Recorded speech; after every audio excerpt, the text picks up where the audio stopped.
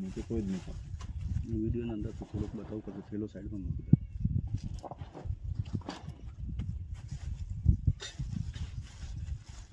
તમારે તો ગેમ ચાલુ.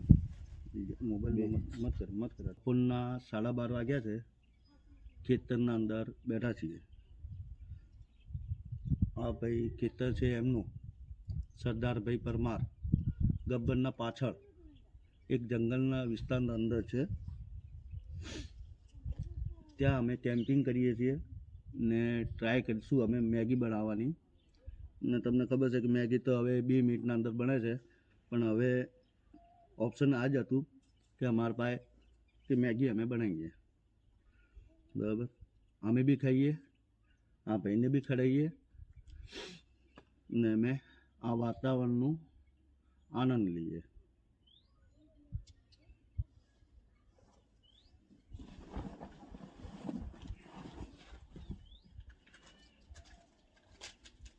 સદા કેમેરો હાથમાં લાવ.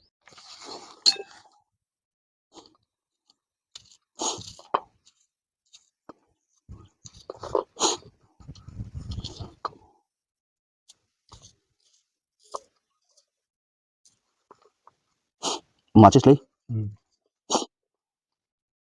સરદારભાઈ, આ ખેતરના અંદર ખરેખર મજા આવે હો. શું કહેવું તમારે?